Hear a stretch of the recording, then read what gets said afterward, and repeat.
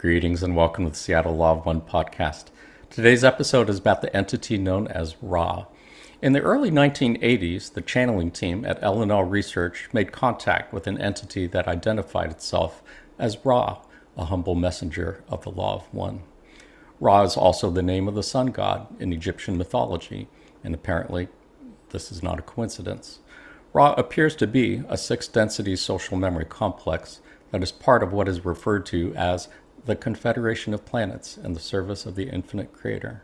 And part of what they do is assist third-density entities like those of planet Earth in their spiritual evolution. What does all that mean, and why should you care? Let's find out. My name is Jonathan Tong, and I'm facilitator for the Seattle Law of One study group. We can be found in the list of study groups of the L&L Research website shown on your screen. We do have a Facebook group, and we do meet on Zoom twice a week, Tuesdays from 3 to 5 p.m. Pacific Time, Saturdays 8 to 10 a.m. Pacific Time. You don't have to live in Seattle or anywhere near Seattle to join our Facebook group or Zoom sessions. Anyone who's interested and available is welcome to join. Just contact us at seattlelawofone@gmail.com to get on our mailing list. We send out emails once a week with Zoom links and information on what we'll be talking about that week. We do also have a YouTube channel where we keep recordings of previous podcast episodes, as well as recordings of our monthly Q&As with Jim McCarty and our occasional Q&As with Austin Bridges, Trisha Bean, and Gary Bean of the L&L Research channeling team.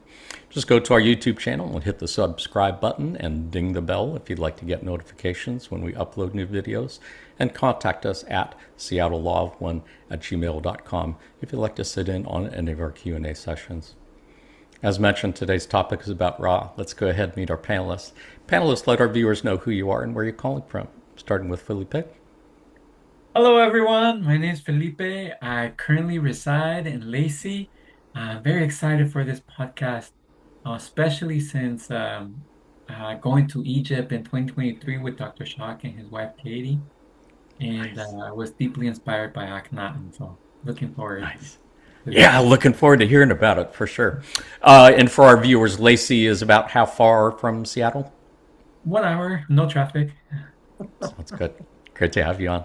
And Raven? I'm Raven. I am about a half hour north of Seattle. I live in Linwood. I'm also looking forward to this wonderful podcast. Thank you. We are looking forward to having you on for the first and presumably not the last time. Susan?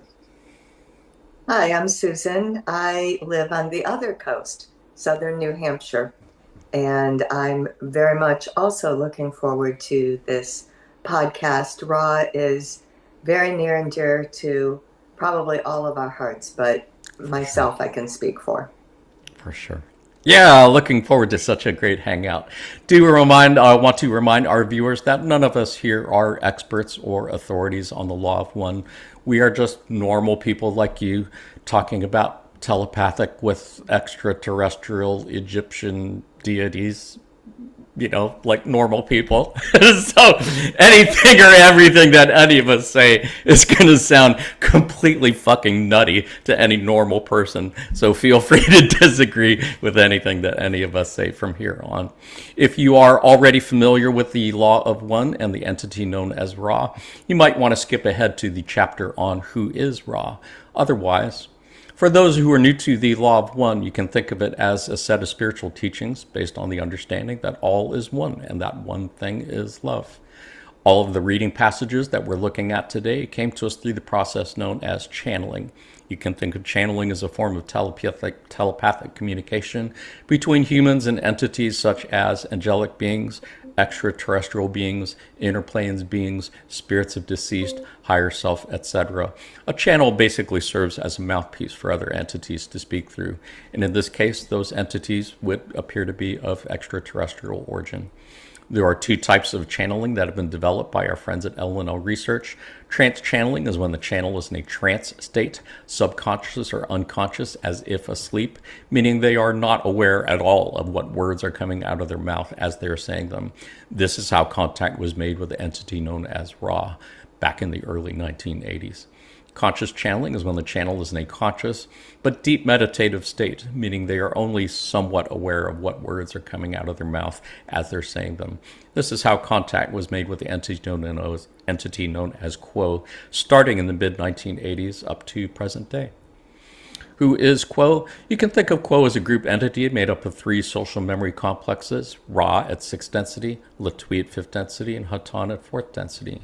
You can think of a social memory complex as a planetary consciousness. It would be as if the entire human population of Earth was merged into one group mind. You can think of densities or dimensions as different levels of consciousness, different levels of reality, since those two things are so closely intertwined. Imagine, if you will, that the elements of earth, fire, water, and air have some form of consciousness, as many indigenous peoples have been saying for centuries they do. We call that first density. You can think of second density as the level of consciousness of plants and animals. Clearly, a significant quantum leap above and beyond the consciousness of what we would think of as inanimate matter. You can think of third density as the level of consciousness of humans and cetaceans like whales and dolphins. Again, a significant quantum leap above and beyond the consciousness of plants and other animals. You can think of fourth density as the level of consciousness of the social memory complex. Again, it would be as if the entire human population of Earth was merged into one group mind. Clearly, a quantum leap above and beyond the consciousness of an individual person. You can think of fifth and sixth density as whatever would be comparable quantum leaps above and beyond fourth density. There is much more we could say about it, and if you're interested, check out our podcast episode on densities and dimensions. Otherwise, the entity known as Quo appears to be a group entity made up of three social memory complexes: Ra at sixth density, Latui at fifth density, Hatan at fourth density. First contact with Quo was made by the LNL research channeling team in 1986, almost 2 years after the end of the Ra contact in 1984. They have been channeled every month since then, up to the present day, by the LNL research channeling team. Transcripts of those sessions can be found in the LNL conscious channeling library shown on your screen. Almost all of the passages we're looking at today are coming from the Ra contact. I think there's maybe one passage from Quo we're looking at today. So let's start by looking at a few passages on who is Ra. One of the very first things they said in session 1, question 1 of the Ra contact, Ra said, "We are those who are of the law of one. In our vibration, the polarities are harmonized, the complexities are simplified, and the paradox have their solution.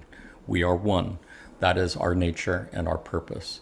We are old upon your planet and have served with varying degrees of success in transmitting the law of one, of unity, of singleness to your peoples. We have walked your earth. We have seen the faces of your peoples.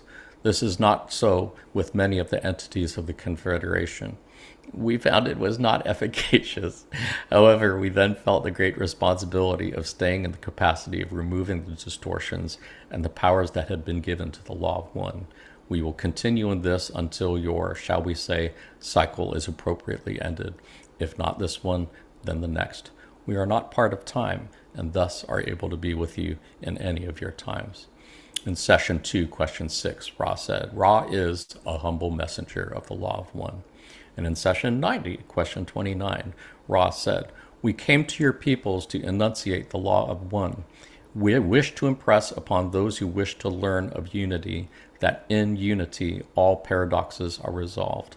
All that is broken is healed. All that is forgotten is brought to light. We had no teaching plan, as you would call it, and that our intention when we walked among your peoples was to manifest that which was requested by those learned teachers to which we had come."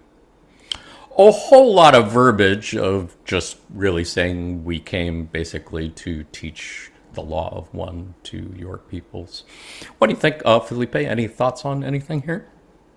Yeah, I like to think about how when they say they are not of time, once you get to a certain level, you kind of spread in time.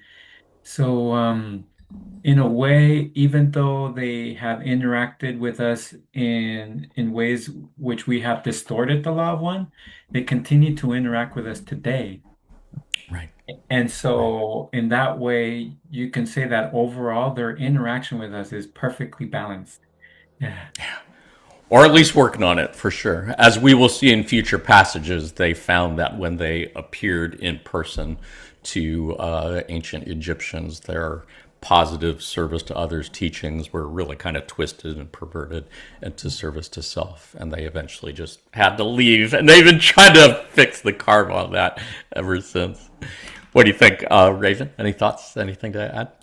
Yeah, I just love the fact that the Ra, the social memory complex of Ra, is here along with the Confederation to help us find the law of one and understand it better, so we can be not only just better people, but also, hopefully move up into the fourth density. But they're like, Yeah. yeah, no, we're also here because even if you don't, we love you guys that much. What a beautiful way to say it. Yeah, I got nothing to add to that. Susan, any thoughts? Yeah, that was beautiful, Raven. Um, I'll take a slightly sarcastic bent here because when I was reading this, and they're like, they downplay some of like this big snafus, like we found it not to be efficacious. I know. I laughed when I got to that part I too. know. We're like, really now, did you? And I started having a little song playing in my ear. And so if you guys want an earworm, think of Britney Spears' Oops, I Did It Again. That is funny. Well, they said so many times that they were naive because their own third density experience on Venus was super harmonious. So they just assumed that it would be the same on Earth. And as you're saying, yeah, that was not the case for sure. Exactly. Which we will see in future passages for sure. Did anybody have any other thoughts on this slide, these passages, before we look at something else? Yeah, another thing that called my attention was 2.6, that Ra is an humble messenger. Hmm. And, wondering, with that level of mind, they still remain humble. And perhaps that is because they also recognize that the earth and everything in it, including ourselves, we're all part of the Creator. And so, as they respect the Creator within us, and at the same time, Ra, you could say, is an aspect of ourselves. Yeah. Yeah. Yeah, and that is one of the things that I have appreciated so much about the Law of One is that realizing that this social memory complex known as Ra is like tens of millions of years ahead of us in spiritual evolution. And that, as you said, they're still humble about it. They really could brag about it. And certainly when they appeared to the ancient Egyptians, they worshiped Ra as gods, which was the opposite of what they had in mind. So it is interesting I actually have situation. one thing to add as well, Jonathan and panelists. Um, I noticed that the way that they described their interaction in the Egyptian times was the same as how they kind of approached it in more of our present time, that they didn't just stand and preach on a mountain or something. It's like they walked among and they waited for the learn slash teachers to ask them questions and they would Right. answer it. So I don't know if this is the most successful formula, just because. Clearly not. They clearly decided that was not a successful formula. Yeah, well, I mean, there's so many things in the raw material that it's like, oh, if only we could get more information on X, Y, and Z. But Yeah. it seems that they're pretty strong on the not breaking free will. So I guess that's how we roll, right? Well, this is why I generally don't pay any attention to disclosure or don't really look for UFOs or anything like that. I think they have made it very clear, Quo certainly, if not Rod, that yeah, anytime they appeared to us, things went wrong after that. So they are not going to be doing that anymore. I think it's fair to say any UFOs that appear in our skies are probably more of a negative polarization, certainly not of the Confederation. I think, I don't know, that's just my opinion. I could be wrong on that, but I think I'm ready to move on to another passage. Is everybody okay? Did anybody have any other thoughts on this before we move on? Oh, just a brief mention that I feel another one of the reasons why they kind of wait for us to ask for them to share is that I feel in a way that kind of brings up the creator within us, our Yeah, unique aspect. Hmm. Yeah. for sure. Yeah. Yeah, appreciate you sharing that. Well, let's go ahead and take a look at a passage on where is Ra. This is actually from Quo. This is from a channeling on May 20th, 2017. And Quo said, those of Ra were able to find a graduation after the first 25,000 year cycle of a portion of the total population upon the planet Venus, a greater portion graduating in the second cycle of 25,000 years, and after the third cycle of 25,000 years, the social memory complex of those known as Ra to this group was then formed from 6.5 million souls. These entities then proceeded to move through the fourth and fifth densities within the planetary influence of Venus.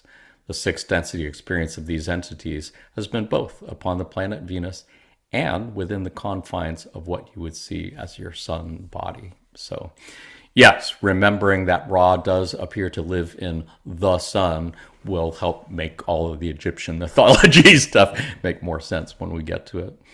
Otherwise, I believe I looked it up. 6.5 million is roughly a bit more than the population of Missouri. So that was the population of Venus that became a social memory complex. Obviously, we got a whole lot more people here on Earth. What do you think, Raven? Any thoughts on anything here?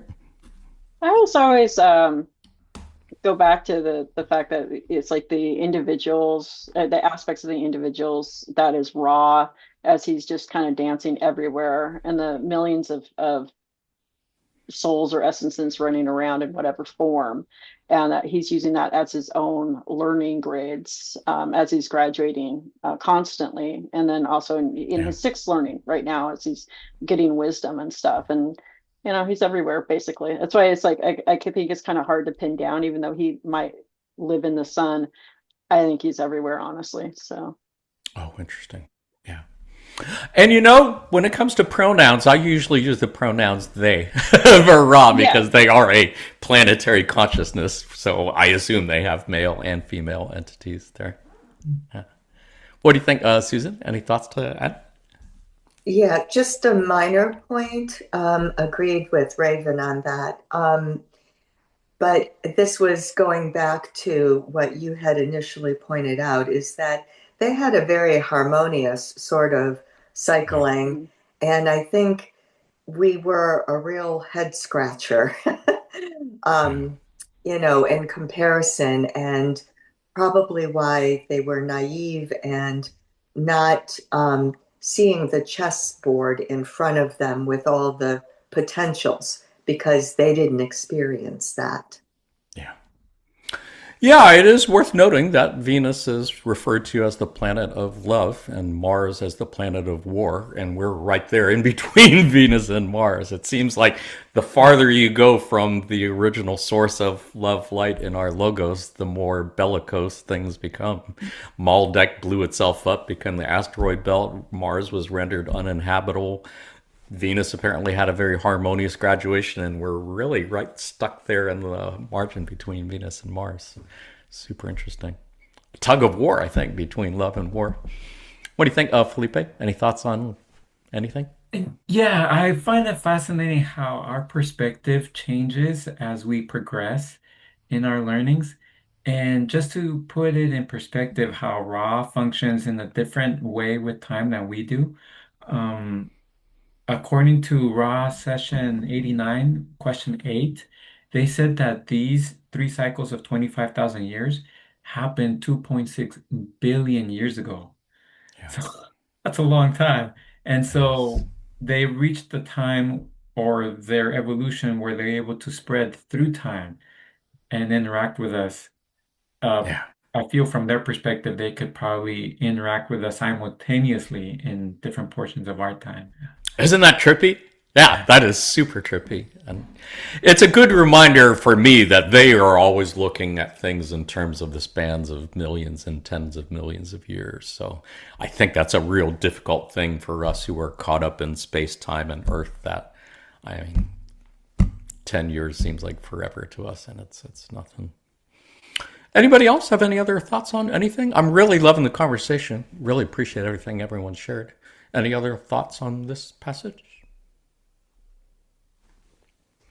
Well, let's go ahead and take a look at a passage on Ra and the sun. This is from session 41, question 4, the Ra contact. Ra said, in relationship to the densities, the sun body may physically, as you would say, be seen to be a large body of gaseous elements undergoing the processes of fusion and radiating heat and light.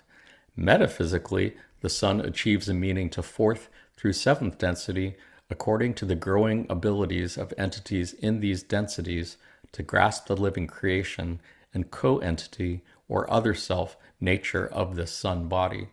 Thus, by the sixth density, the sun may be visited and inhabited by those dwelling in time-space, and may even be partially created from moment to moment by the processes of sixth density entities in their evolution. Questioner, in your last statement, did you mean that the sixth density entities are actually creating the manifestation of the sun in their density? Could you explain what you mean by that? Ra, I am Ra. In this density, some entities whose means of reproduction is fusion may choose to perform this portion of experience as part of the beingness of the sun body.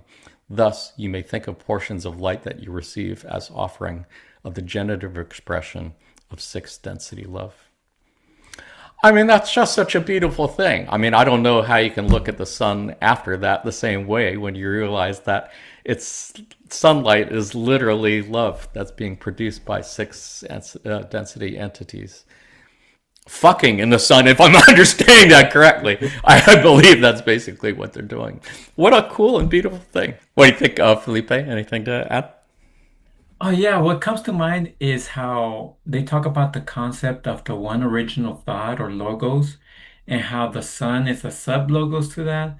And then again, they say that the light emanating is offspring of their love. So in a way, it's an emanation of their logos, right? That is reaching us. So also what comes to mind is that our higher self, according to the law of one channelings, is also in sixth density.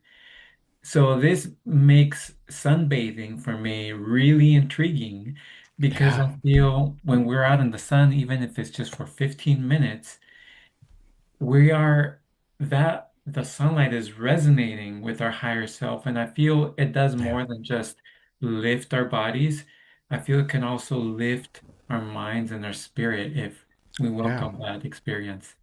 If you're aware of it, that it has that nature, yeah, for sure. Otherwise, it's just, light from a scientific point of view. What do you think? Raven, anything to add? Yeah, I love what you both said. But yeah, I agree with Felipe. The energy from the sun is so intriguing and attractive when you go out there and you just yeah, you have that warmth in you. And yeah, it could be, like what you said, Jonathan, it could be, the other one. But it's what I think about free pollen too. But yeah, Yeah. but yeah, and then I'm always fascinated too by this passage because when you move up in densities, the viewing the sun isn't just going to be how, that, I don't know, ball of light to us, I guess, up in the sky is the easiest way to put it. It Right. could be places like people talk about, like with the Akashic records. It could be different planetary accesses, whatever. We don't know since we're here. But it seems to allude that there's possibilities beyond even just the love that we feel from it. So Yeah.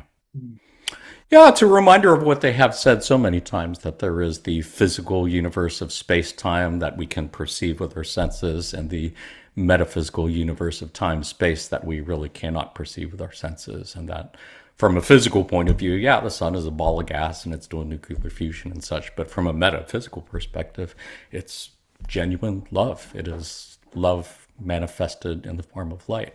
That's just such a beautiful thing. That has changed certainly the way I look at the sun every day.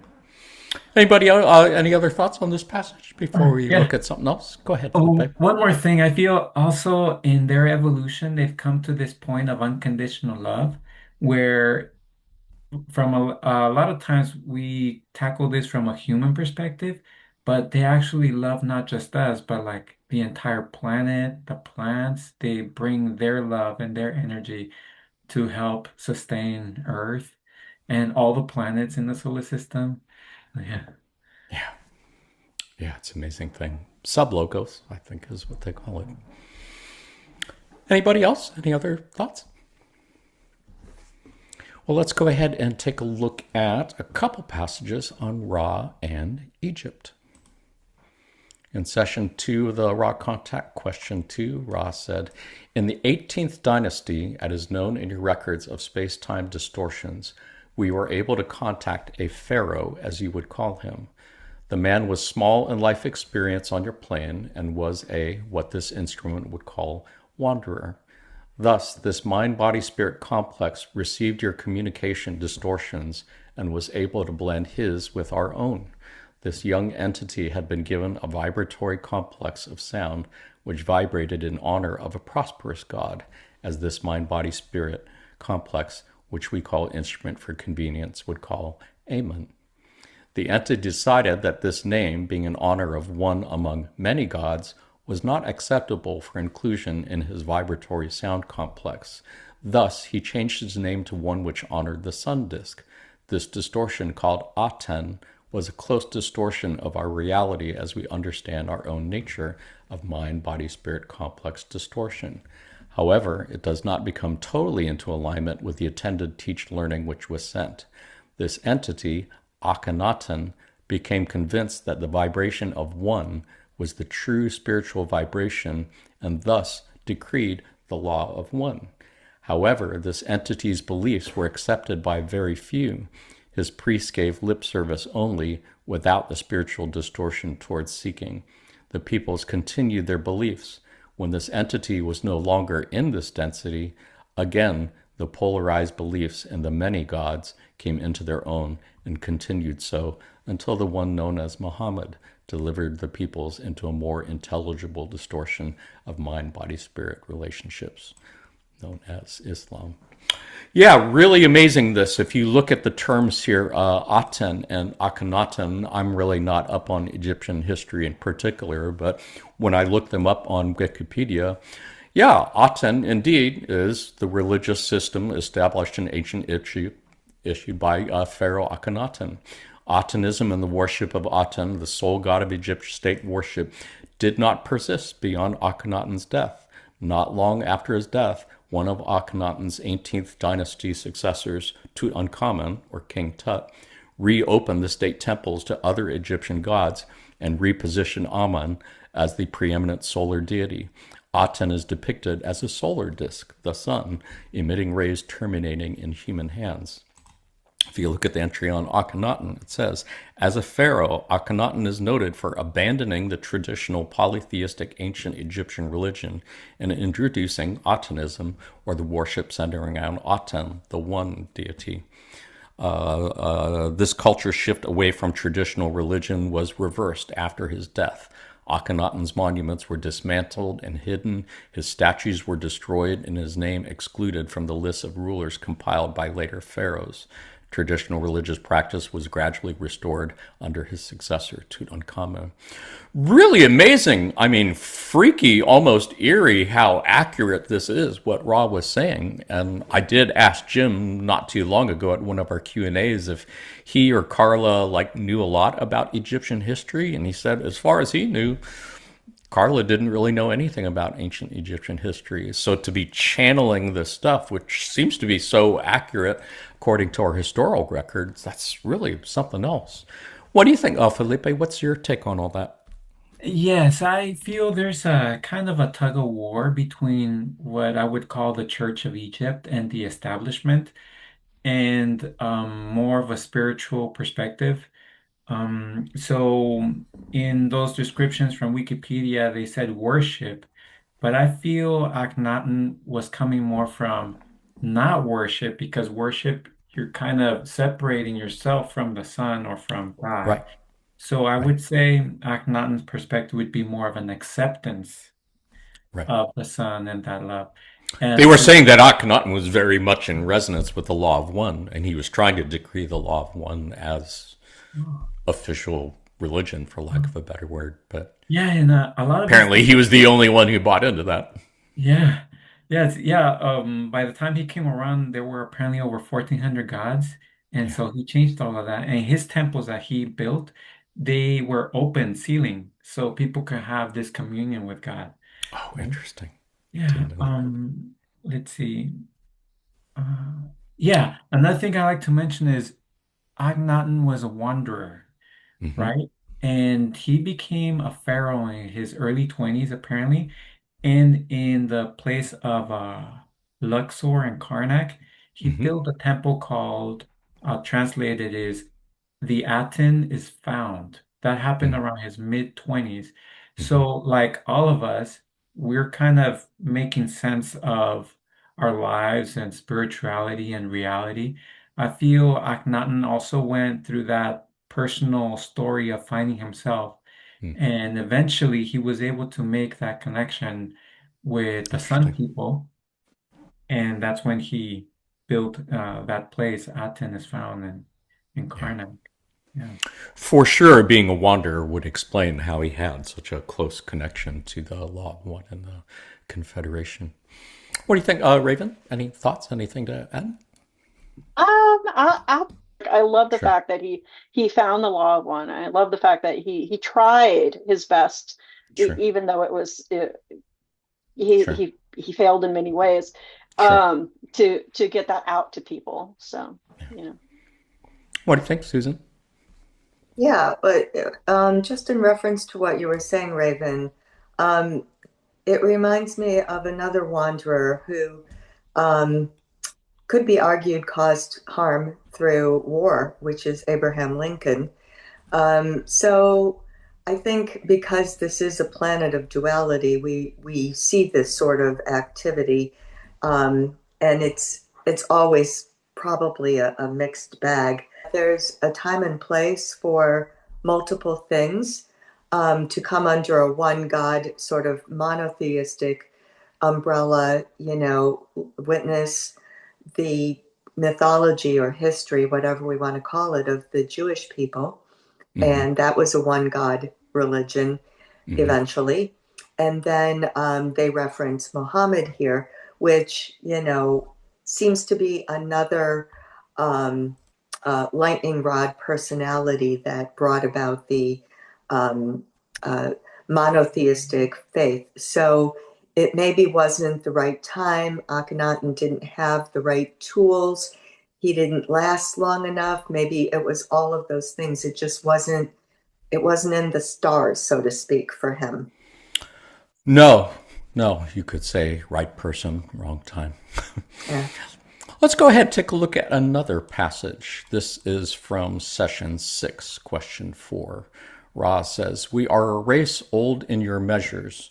When we were at the sixth dimension, our physical beings were what you would call golden. We were tall and somewhat delicate. Our physical body complex covering, which you call the integument, had a golden luster. In this form, we decided to come among your peoples. Your peoples at that time were much unlike us in physical appearance, as you might call it. We thus did not mix well with the population and were obviously other than they. Thus, our visit was relatively short, for we found ourselves in the hypocritical position of being acclaimed as other than your other selves. This was the time during which we built the structures in which you show interest, or pyramids." I really cracked up reading this passage over and over because I'm just thinking, wow, so they appeared to the ancient Egyptians looking like this. and we're like surprised that they like were looked at like weirdly, like they didn't belong. It would be like going into some random high school looking like that and trying to blend in with all the other kids at the high school. This is a riff on a Steve Buscemi meme, in case anybody didn't know that one. It's a familiar meme to people who know memes. Otherwise, I just think it's really funny. Again, it would be like Susan said. It's like remarkably naive, like deciding to manifest that way and not realizing that people would look at you as something different. In this case, gods. I don't know. What do you think, Raven? Any thoughts on anything here? No, I think you pretty much nailed that one. The memes say it all.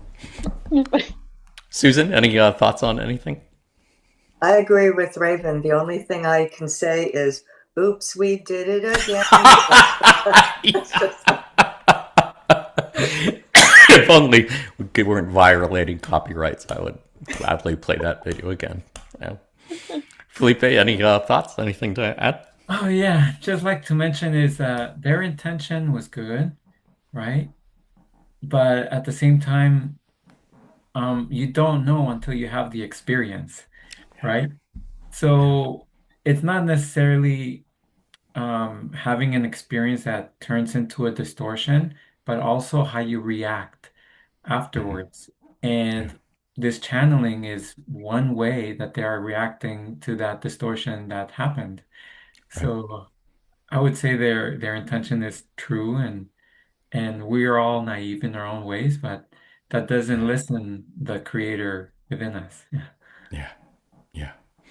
Well, and they have made it so clear. I mean, every time Quo begins a channeling session, they'll say, "We're fallible, just like you guys. So take anything that you hear from us with a grain of salt and keep what resonates with you and discard the rest because they definitely do not want to be treated as gods." I think maybe they have learned that lesson and definitely do not want to be looked at that way.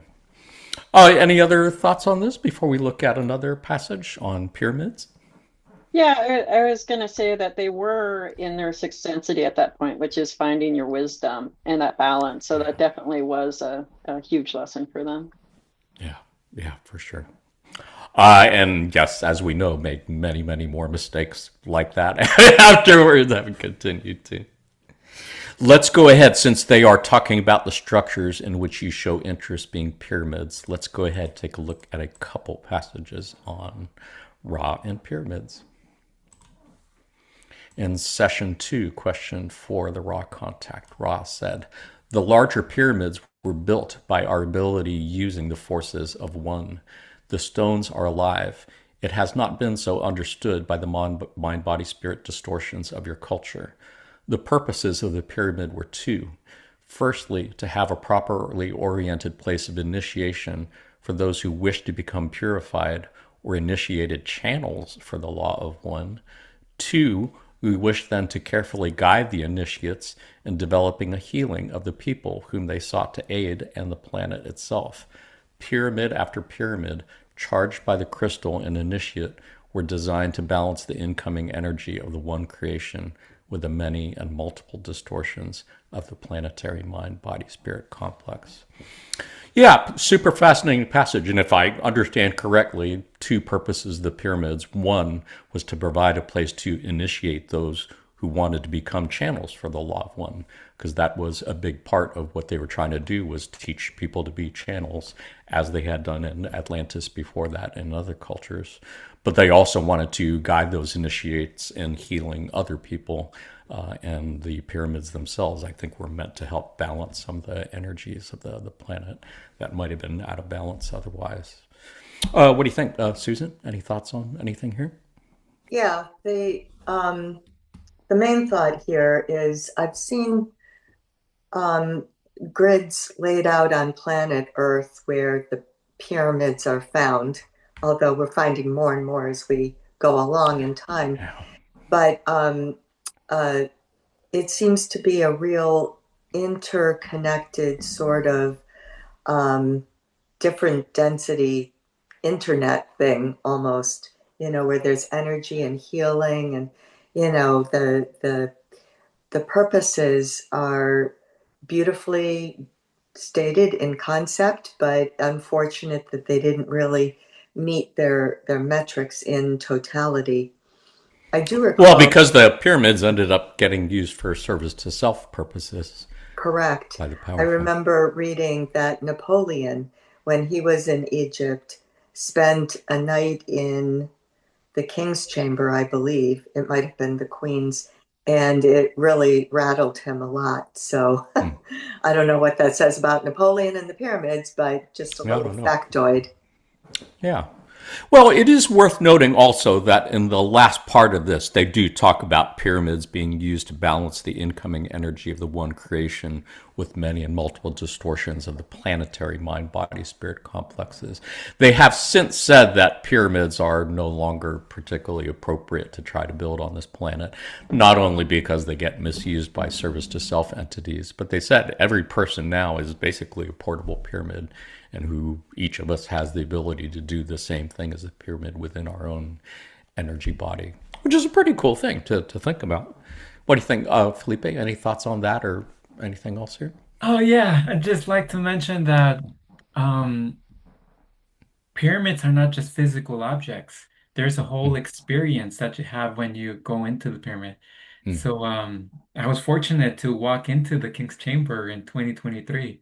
mm, So when you're in front of the pyramid, in another passage, they say that the pyramid, if it's large enough, it makes a mental impression in your mind. mm, And so as you're going through the passageways, it is also interacting with you mentally. mm, And also, just to point something else, that they mention the healing of the planet itself. So the Ra people were not just interacting with the people of Egypt, they were also interacting with other parts and other people around the world. for Yeah. sure. Yeah, for sure. As they mention, I think, in another passage we're going to look at. Am I remembering correctly, Felipe, that the king's chamber was for healing and the queen's chamber was for initiation? I'm not positive about that, so I'm asking. Um, Does anybody know? Anybody remember? Viewer on YouTube, feel free to fact check it for us and put it in the comments section. But that's my recollection. Raven, did you have any thoughts? Anything to add? No, I love Felipe's experience. I'm very jelly of that. But Yeah, me too. I always love the line too in this, in the 2.4 of the stones are alive, because it just reminds me of the stones with their own energies and everything like that. And um, just yeah, adding that, and the whole initiation for everybody now in the present time, which is really, I think, a nice, like, peaceful information to find and resonate with. For sure. For sure. Anybody else? Any other thoughts? I do have one other passage about pyramids. Any thoughts on this oh one yeah, before we look? yeah. I was just trying to remember the passages. I believe in the King's Chamber they mentioned that the sarcophagus or the a stone little box there, it was to rearrange a person's, I guess, blueprint, right? And Hmm. the Queen's Chamber was the one that had anti-aging effects, if I remember correctly. Cool. Well, thank you. Yeah. Yeah. I have to admit, pyramids was not something I was super drawn to. I think once I realized that Dawn was just going to keep asking engineering questions about pyramids, I tended to just skip over that part in the raw contact. But I can see why it would be fascinating for others. Let's go ahead and take a look at another passage. This one is from session 23, question 6. And here Ross says, the first, the Great Pyramid, was formed approximately 6,000 of your years ago. Then in sequence, after this performing of thought of the building or architecture of the Great Pyramid, using the more, shall we say, local or earthly material rather than thought form material to build other pyramidical structures, this continued for approximately 1,500 of your years. Meanwhile, the information concerning initiation and healing by crystal was being given. The one known as Akhenaten was able to perceive this information without significant distortion, and for a time moved, shall we say, heaven and earth in order to invoke the law of one and to order the priesthood of these structures in accordance with the distortions of initiation and true compassionate healing. This was not to be long lasting at this entity's physical dissolution from your third density physical plane. As we have said before, our teachings became quickly perverted, our structures returning once again to the use of the so-called royal or those with distortions toward power. Again, yeah, very much confirmed by at least the Wikipedia entry, which seems to be describing that pretty much same dynamic, which I think is worth noting is a carryover from Atlantis. I know Edgar Cayce in the Edgar Cayce on Atlantis reading said that Atlanteans did flee to Egypt and tried to reestablish much of what they had in Atlantis in Egypt. And just as so many of those teachings were corrupted by service to self entities in Atlantis, so it happened in Egypt as well. What do you think, Felipe? Any thoughts on anything here? Oh yeah. Yeah, so this happened around 4000 BC to around 2500 BC. It just so happens that in Denmark, there are also over 1500 megalithic monuments. And visiting some of them, I found that the inside of like an artificial mound, they have a room that with a passageway, and that room is lined with granite as well. And Wow. that also happened around 3600 to 3100 BC. So it was a worldwide effort. Everyone wanted some kind of this room in their backyard. The perimeter of the pyramid in Mexico, it's almost identical to the perimeter of the Great Pyramid in Giza. And Interesting. one more thing about Akhenaten, they say that he moved heaven and earth. So I feel that speaks to his intention of wanting to bring this philosophy. In the Amarna letters, they request Akhenaten to support them in their military, and he completely ignores them. And you can see from this passage that he was more concerned about developing spiritually. He, but to put it in perspective, the states right now were over 200 years old, but by the time of Akhenaten, they had thousands of years of culture and Right. tradition. So he wasn't really concerned with all of that, and only the people that were in alignment with what he was doing moved with him to Amarna. Right. Right. Yeah. And the rest just kind of bided their time and said their priest just kind of paid lip service just to keep him happy. And then after he died, they said, screw that. Yeah, so the rest of Egypt, the Church of Yeah. Egypt, as I call it, they continue doing their own thing. Yeah. Yeah. Yeah, it's interesting that they tried to erase any traces of him from the records either so that he would not even be remembered as a pharaoh. That's some cold-blooded shit, King Tut, I gotta say. Raven, any thoughts on anything? Um, Not really. I mean, I was trying to look at my notes real fast for I don't have the right ones up, but there is and I'm gonna mess this up, Felipe, you may know what I'm referencing though. The great hymn of Atim that was created at the time, which they kind of parallel to Psalms 104. I think it's like 20 through 24 or something like that. But yeah, if you read it, there is a great structural parallel to that. So yeah, I mean, he Oh, definitely had interesting. a huge impact. Interesting. Susan, anything to add?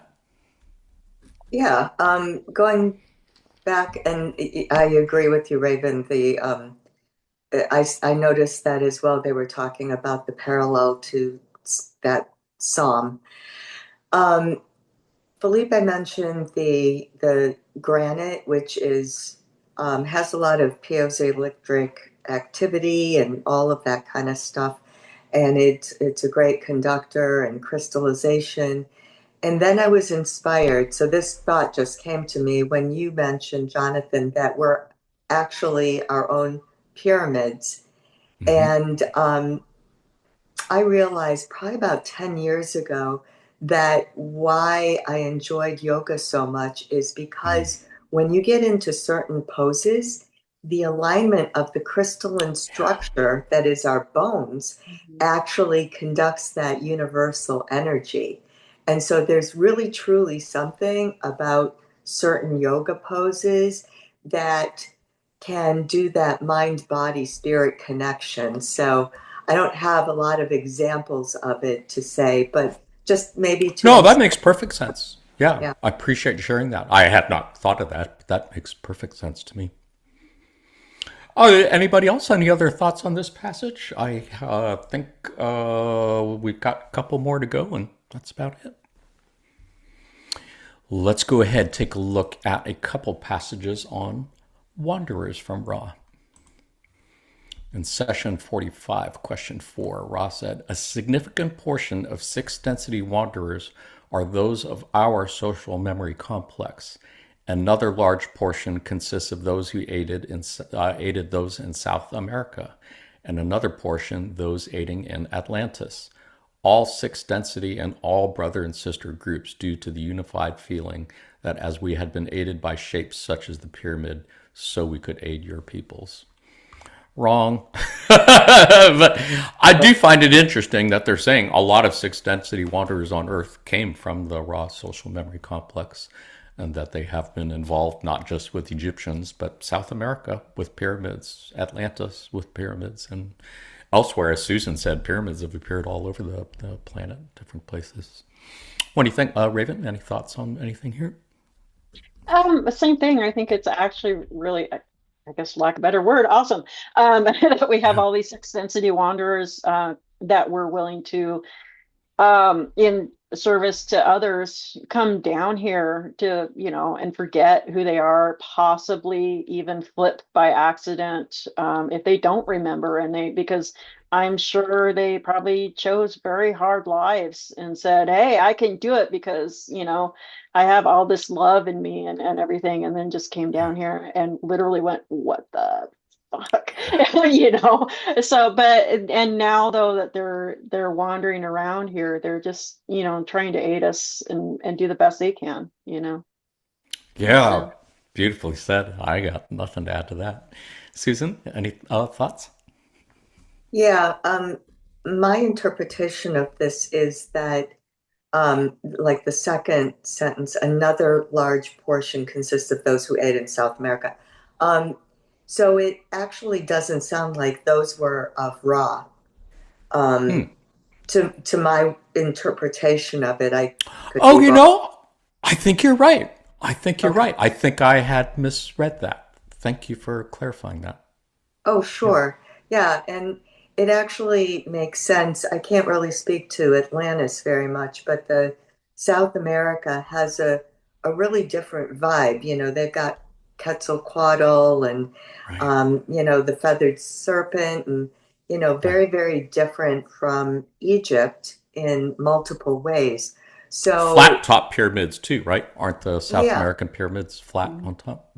yeah, the angles aren't as steep and all that business. So it's just interesting to ponder how um, different segments of these higher density beings interacted, and the culture Yeah. kind of shows the differences between the groups. I don't know if anyone had more success than Ra or less success, but I think Yeah. probably about the same.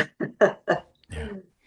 Well, and interestingly, I think it would be fair to say there were some channels in those places, Atlantis, South America, Egypt, that were channeling positively polarized social memory complexes. And there were ones that were also channeling service to self, negatively polarized complexes. I know in that Children of the Law of One book by John Peniel and Edgar Casey on Atlantis and Dolores Cannon, Convoluted Universe. There is much in there about these conflicts between positively and negatively polarized groups in Atlantis, for sure. Anything to add to that, Felipe? Yeah, I just like to mention that um, this is sixth density beings incarnating. However, there are also all kinds of other beings incarnated, fourth, fifth, all helping and incarnating the earth and within the earth. Oh, So interesting.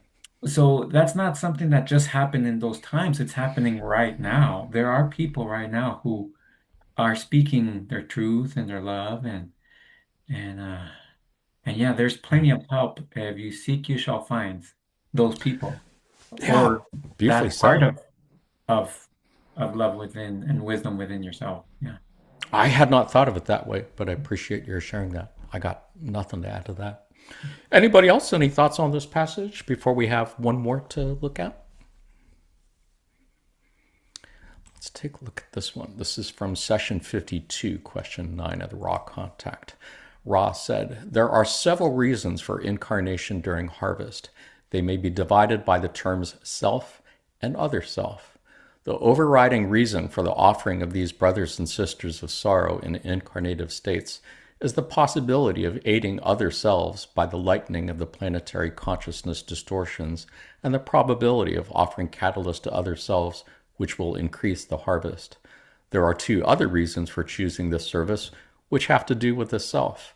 The wanderer, if it remembers and dedicates itself to service, will polarize much more rapidly than is possible in the far more etiolated realms of higher density catalyst.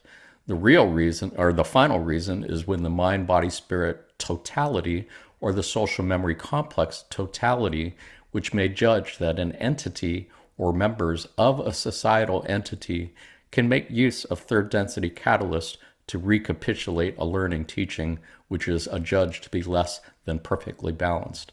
This especially applies to those entering into and proceeding through sixth density, wherein the balance between compassion and wisdom is perfected." I really love where they're suggesting that wanderers come here both in service to others and in service to self. They came here in service to others to lighten the planetary consciousness and help others graduate. But they did it in service to self because they knew they could polarize more in the intense catalyst of third density than the weaker catalyst of higher densities. And lastly, this last part, super intriguing. I believe they're saying, and panelists correct me if you have a different take on it, they're saying a social memory complex like Ra may find that individual members of the complex need to refine their balance of love and wisdom.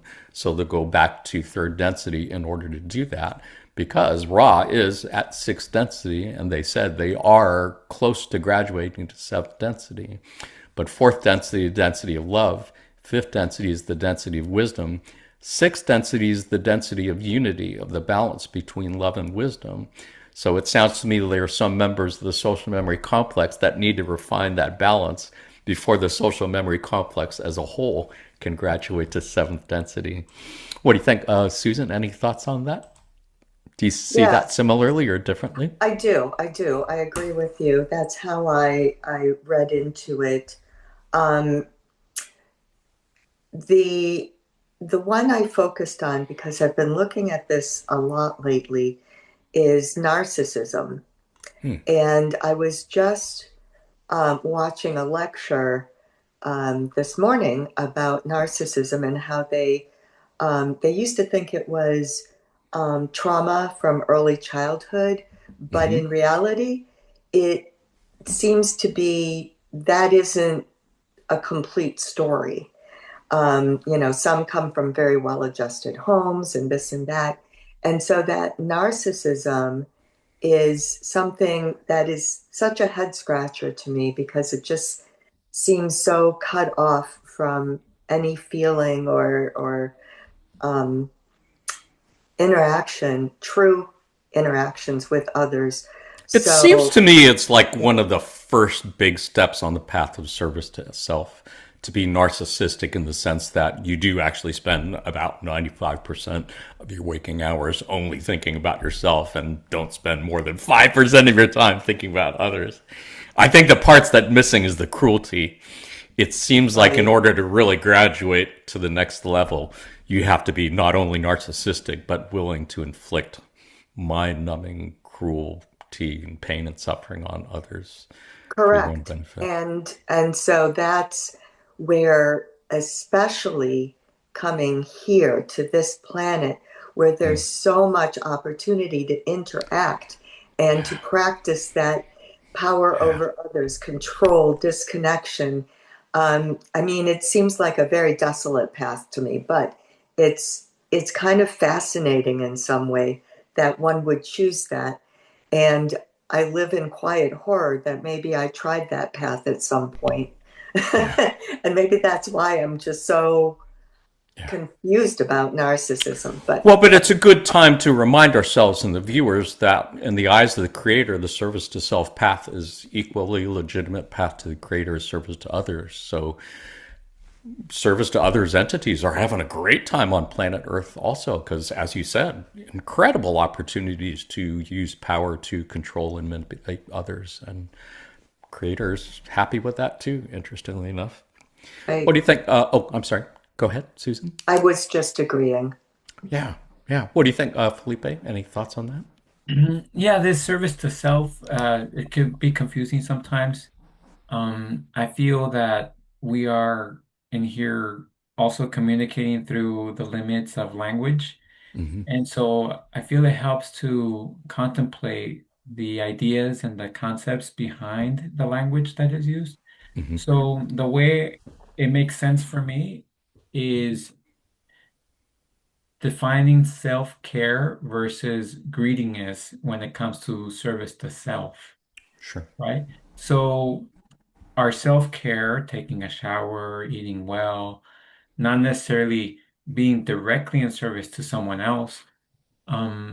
The intention behind that is, are we doing this so that we can be better able to serve others later on the Right. day, or you Right. know, Right. or are we service to self in such a way that is at the expense of someone else, Right.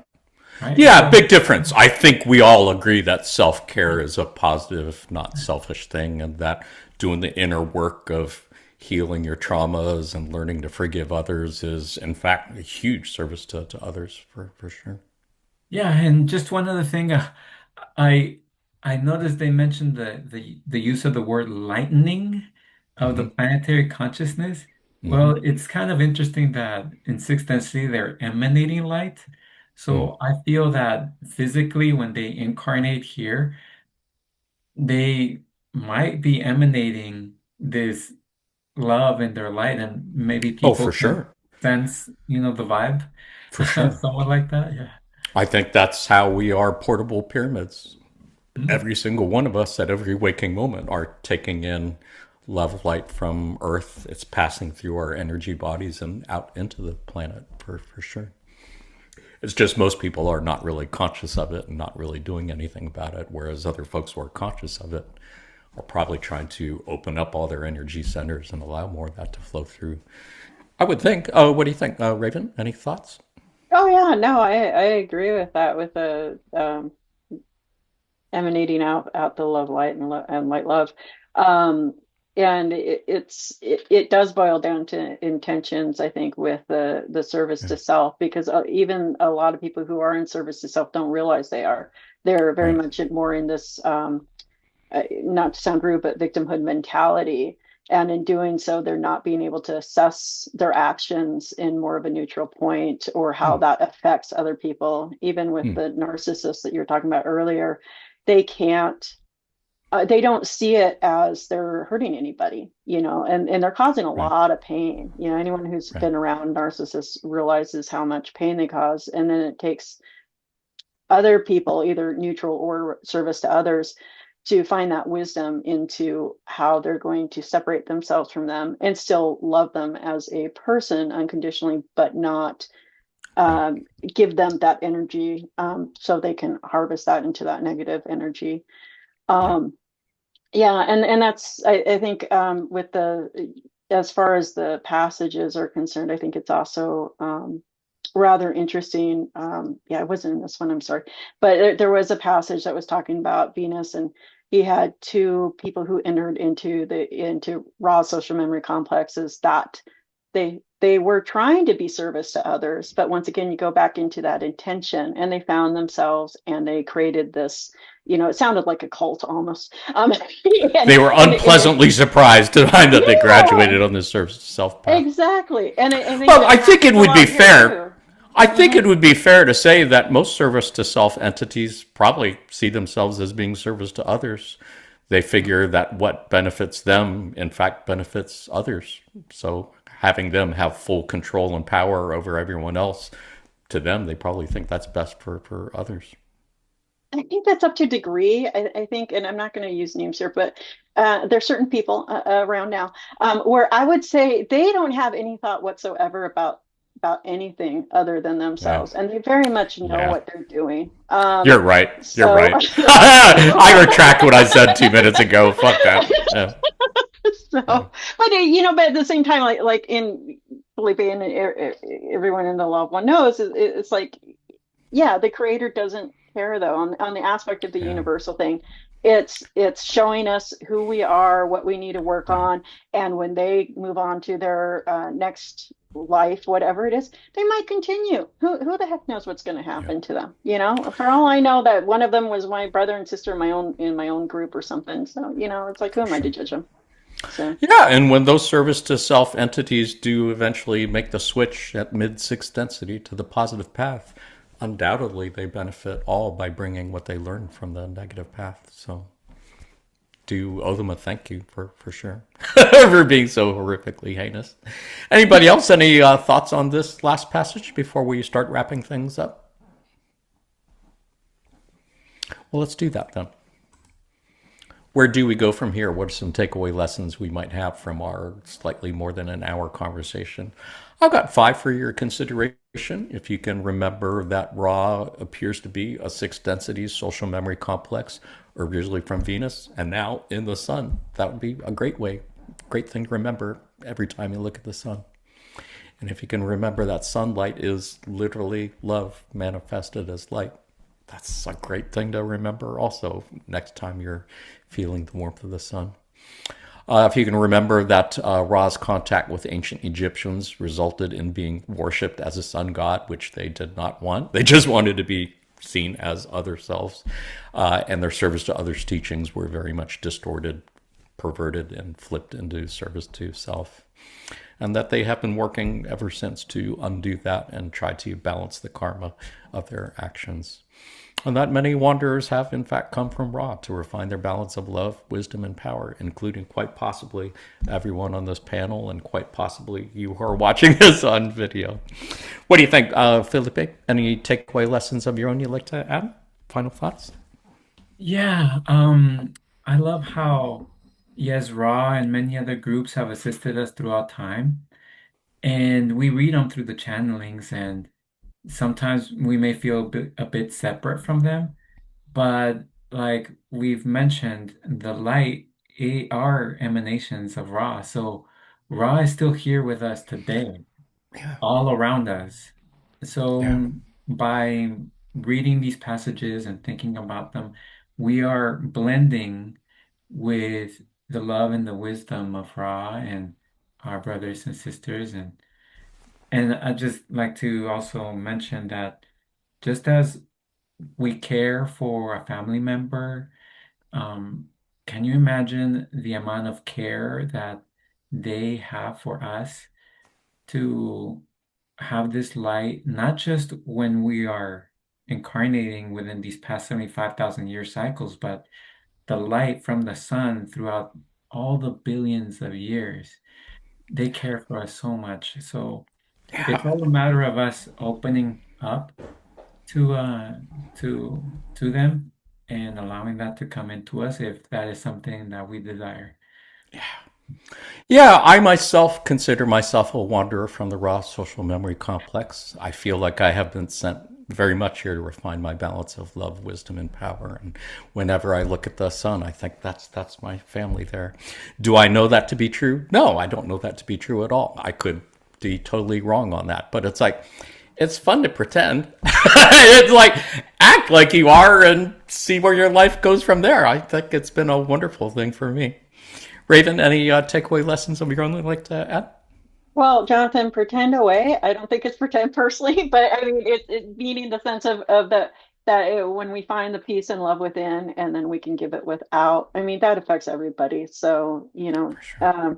and then yeah, I think Rod's a very wonderful beings, I guess I should say. And whether I'm a wanderer from Ra's complex or from a wanderer from another complex, I don't know. But it is what it is, and I thank him anyway for the channeling that was given to us. Beautifully said. Susan, anything to add? Yes, well, my panelist friends did wonderful job saying everything that I would have said. So I will just put an exclamation point at the end of all of that. Beautifully said. Yeah, panelists, it's been such a joy. As always, I've learned so much from you today, so thank you all for being here. I did want to let our viewers know that if you enjoyed this episode, you might want to check out our episode on Confederation of Planets, where Mr. Gary Bean of the L&L Research Channeling Team was one of the panelists talking about the Confederation of Planets. We also did a podcast episode on channeling that included Gary Bean and Trisha Bean and Austin Bridges from the L&L Research Channeling Team talking about the process of channeling. Worth checking out if you are interested in that. Podcast episode 4 on social memory complexes, densities and dimensions. The mission, which is basically about being a wanderer, what it means to be a wanderer and how to remember what you came here for. And lastly, love, wisdom, and power. A lot of great passages looking at those energies and how to balance those energies. Otherwise, it is time for a pop quiz. Pop quiz is something we like to do at the end of our podcast time, just to end our otherwise serious conversations and on a lighter note, and maybe look for log one connections in pop culture, or in today's case, in world culture. Since today's episode was about Ra, and we spent quite a bit of time talking about ancient Egypt, today's pop quiz is going to be on ancient Egypt. I'm going to ask you 4 questions about ancient Egypt. See how many you can answer correctly. Panelists, go ahead, say your answers out loud so our viewers can hear you through space-time. You who are watching this on video, go ahead, say your answers out loud so we can hear you through time-space. As always, points don't matter. If you had fun, you won. If you learned something new and interesting, you won as well. Panelists, are you ready for your first question? Yes.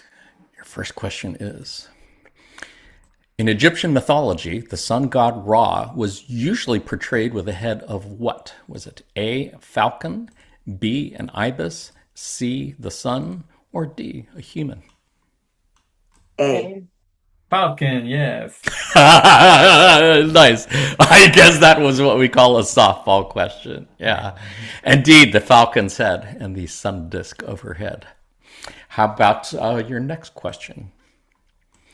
Which is the eye of Ra? The one on the left or the one on the right? And what is the other one called?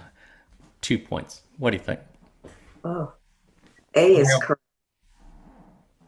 A? I heard an A. Yeah, A. Anybody else? The other one's called Eye of Horus, maybe? Nice. And I don't know. I would just guess B is Horus and A is Ra. I'm not sure. Nice. Raven, what do you think? I'm just going to follow these two on this one. I saw them and said, I should look at this, and said, nah, Jonathan won't ask about that. Nice.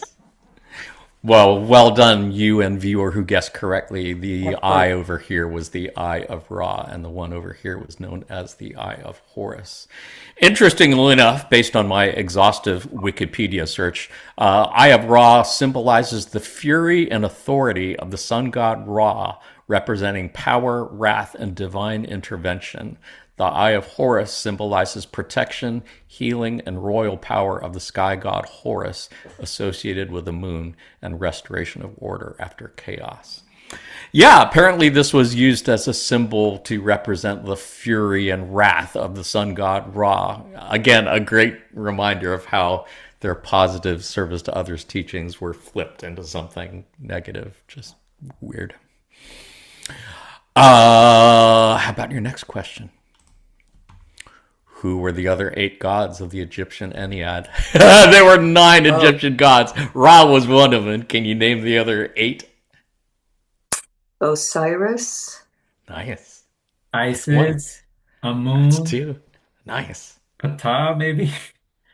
Set in there? Yeah, well done. That's actually pretty impressive. That's better than I would have done. Yeah. You've got Ra at the top, also known as Atum, Shu, Tefnut, Geb, Nut, Isis, Osiris, Nephthys, and Seth. Most of those I am really not familiar with at all. But interestingly enough, Atum was also the name of the spokesperson for the Council of Nine, as channeled by Phyllis Schlemmer, who worked in partnership with Andrea Poharich. Phyllis Schlemmer was actually a medium. She talked to spirits of deceased. So this person who was spokesman for the Council of Nine said he appeared to her under the name Tom, because Tom was the name of Schlemmer's grandfather. But eventually, after they made contact, he said that Thomas is actually short for Atum, which is also known as Ra. Which is kind of weird if you think about it. If Ra is both on the Council of Nine and in the Confederation, it's like, doesn't the Confederation have to get permission from the Council to do anything? It seems like if Ra is both on the Council and the Confederation, there's a little bit of conflict of interest there. I believe there are memes about this. We're going to have to sort this shit out on some other podcast episode. For now, how about your next question? The titular character of the Mummy and The Mummy Returns was portrayed as the reanimation of which figure from ancient Egypt? Was it A, Imhotep, B, Akhenaten, C, Tutankhamun, or D, Ramses II? Oh, A. I think it was A. A. Yeah. Imhotep. Wow, nice. Well done. Yeah, correct answer is indeed Imhotep. I Imhotep. remember because my brother, he would always joke when we were in Egypt, Imhotep. No. They were good movies. Miriam loves them. Every time they come on cable, which is not infrequently, she wants to see it again. Yeah, Imhotep in the movie was portrayed to be a high priest and a chancellor to the king. And interestingly enough, in historical records, yes, Imhotep indeed was chancellor to a king, was high priest of the sun god Ra at Heliopolis, the city that was considered the main place of worship for the sun god Ra.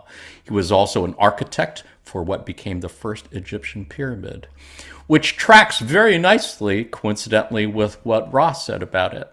In session 23, question 8, Don asked, when you started building the pyramid at Giza using thought, were you at that time in contact with incarnate Egyptians, and did they observe this building? Ra, I am Ra. At that time, we were not in close contact with incarnate entities upon your plane. We were responding to a general calling of sufficient energy in that particular location to merit action. We sent thoughts to all who were seeking our information. The appearance of the pyramid was a matter of tremendous surprise. However, it was carefully designed to coincide with the incarnation of one known as a great architect. This entity was later made into a deity, in part due to this occurrence. Questioner, what name did they give this deity? Ra. This deity had the sound vibration complex Imhotep. Super interesting. I mean, it really tracks with what they said. Again, he was an architect and he was later deified. It's a really remarkable on-point channeling, I would say. Panelists, as always, it's been super fun hanging out with you, and I hope you enjoyed our time together. Did you have any last words, final thoughts you wanted to say to our viewers in the near or distant future before we say goodbye? Well, what comes to mind is just honor your own desires, um, follow your intuition. You don't need to figure everything out or understand it all. Just know that your intention will guide you where you need to go and find the messages that you are seeking. Beautiful, wise words. Raven, any Yeah. final thoughts you wanted to share before we say goodbye? If you're asking yourself questions, look within, meditate, find that peace within yourself. Susan, any final thoughts you want to share? Yeah, I did have a Bible passage that I pulled up earlier, and I think I'd like to just leave off with that because I love to see corollaries between. This is Jesus saying, truly I tell you, if you have faith as small as a mustard seed, you can say to this mountain, move here, from here to there, and it will move. Nothing will be impossible for you. So I think that's a message of hope for all of us, that we work to increase our faith and our, when we go within, that's how we connect. So Faith does seem to be a fairly important concept in the law of one. They yes. talk about it a lot. Panelists, thank you for all you've done and continue to do in service to others. To all our friends at L&L Research, thank you for all you've done and continue to do in service to others. To you who are watching this on video at some time, perhaps in the near or maybe very distant future, thank you for all you've done and continue to do in service to others. We are sending you our love light, and we are receiving yours. Until next time, and love and light of the one infinite creator. Adonai. Namaste. Adonai. Say goodbye, panelists. Bye.